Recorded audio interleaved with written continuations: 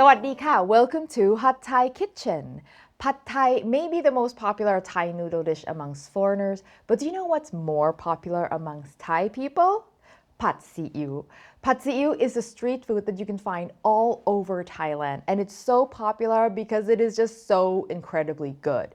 Chewy, fresh rice noodles in that sweet, salty sauce and that smoky wok char.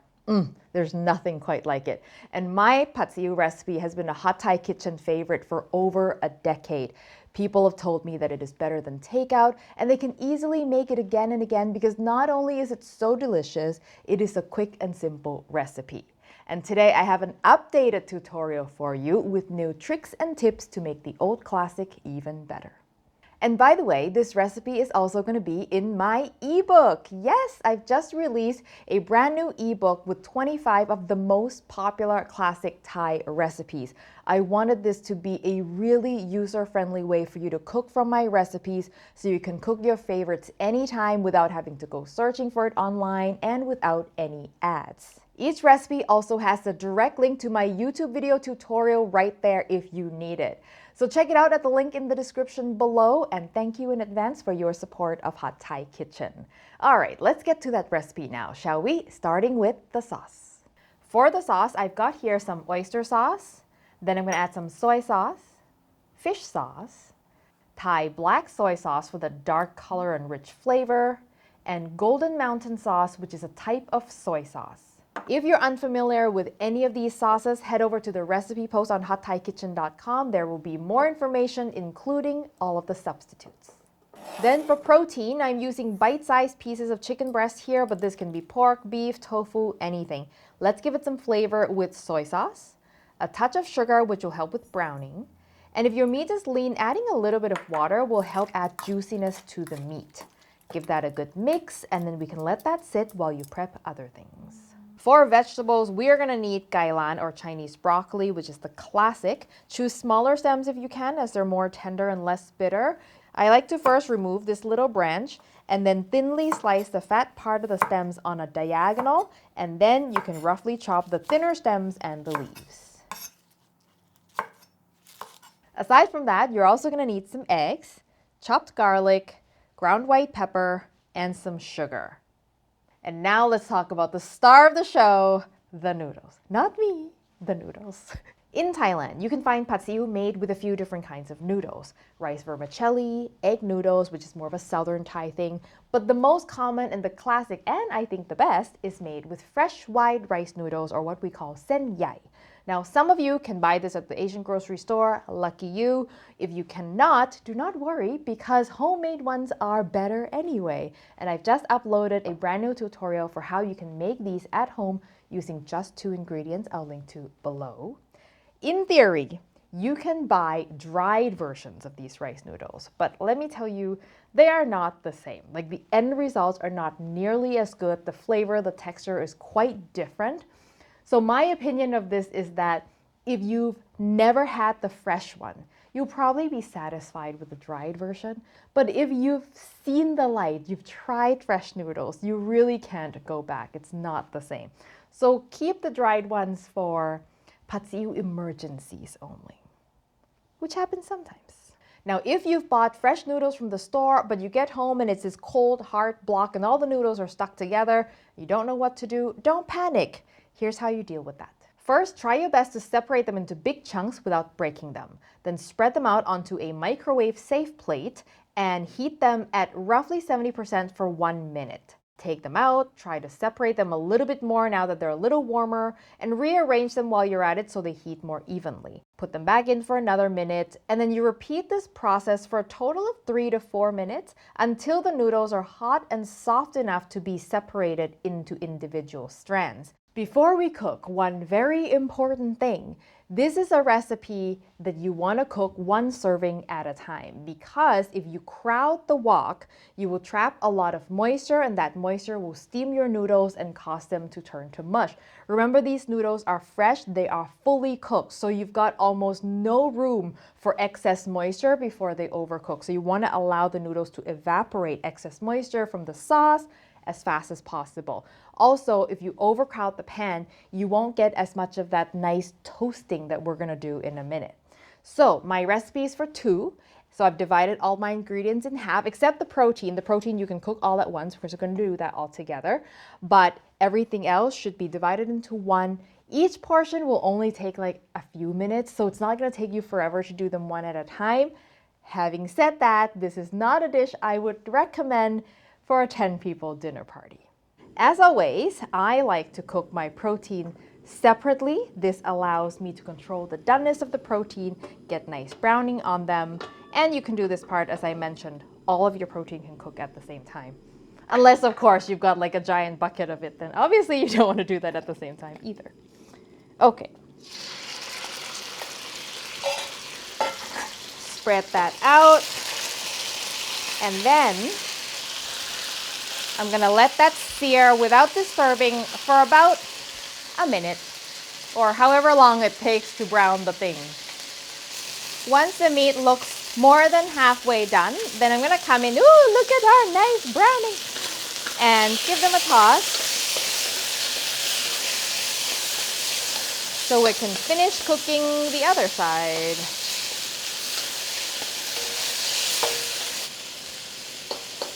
Okay, let's turn it off. It's fully cooked now, and we're just gonna take the chicken out of the pan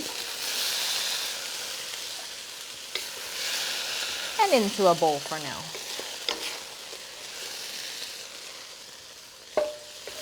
So I have cleaned my wok because I noticed the chicken was sticking a little bit, and if the chicken sticks, the noodles are definitely gonna stick because the noodles are very sticky. So for this recipe, you want a well-seasoned carbon steel wok.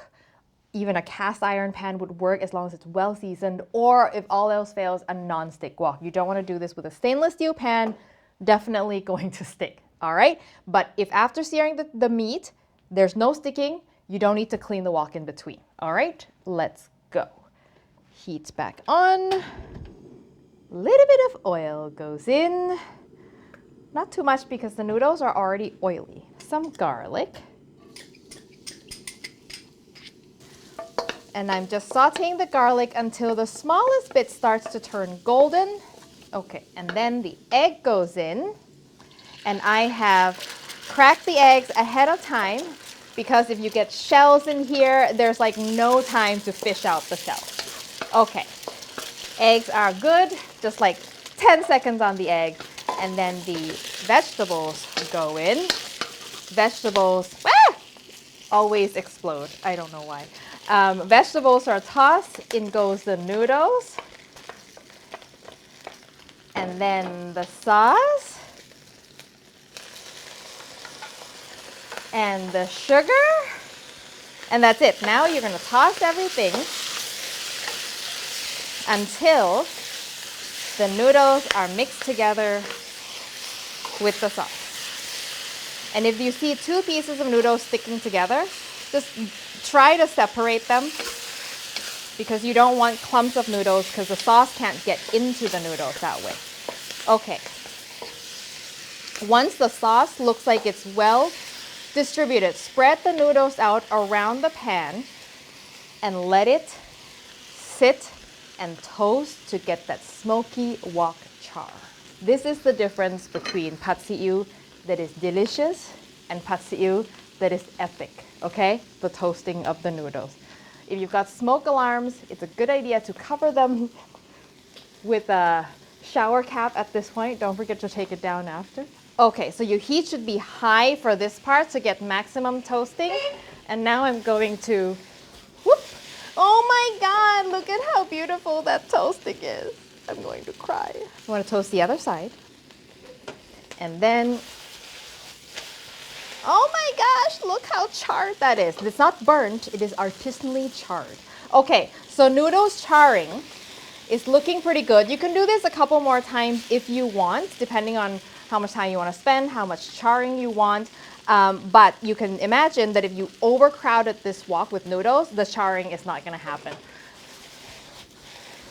Okay, I think that's enough charring. The protein goes back in. You're going to notice a lot of liquid pooling in the pan, in the bowl. You do not want to put all that in, even though that is delicious.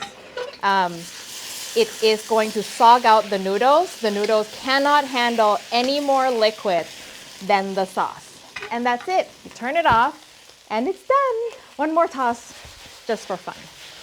Woohoo! Ta-da! Look at this. Oh my God. Oh my God. Oh my God. Look how perfect that is. The noodle charring. Condiments, very important for pad see ew. The classic condiment is white ground pepper, which you could have added in the wok, but you can also add it at the table in case you've got kids or somebody who doesn't want pepper. Also, very importantly, chili vinegar. So the flavor profile of this is rich, sweet, and salty. So a little bit of spicy acidity in the form of chili vinegar makes a huge difference. It's very easy. This is basically just chili and white vinegar mixed together. There are variations, and I have a whole video that shows you how to make it. It's a breeze to make. All right. The smell of white pepper and pad see ew together is so nostalgic to me. Like, this is the smell of childhood. I ate this a lot growing up. All right, here we go. You want a little bit of vegetables in every bite because of that crunch.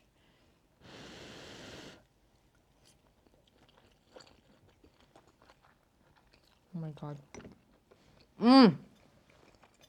It's perfect. It's the perfect food. Soft and chewy and elastic noodles. That is the perk of a homemade noodle. Crunchy veg. Sweet and salty flavor profile that just keeps you going back. This is the one dish I always finish because it's so hard to stop, for better or for worse. The chicken, it's because we took the time to add some seasoning and a little bit of extra water. It's not just like protein for the dish. It has flavor, it has texture. The chicken itself is delicious as well. I mean, you saw how quick that was to make. It's totally worth doing it one portion at a time. So you've got noodles that are dry, well toasted. This, I can eat this every day. It's so good. So I hope you give it a try. The recipe, as always, will be on hotthaikitchen.com. And on the recipe post, I will also include all the tips, all the storage questions, all the substitutions, everything you could possibly think of. Check that website post. A special thanks to all of our Patreon members who help support the show. And thank you, as always, for watching. And I will see you next time. Sawadee ka.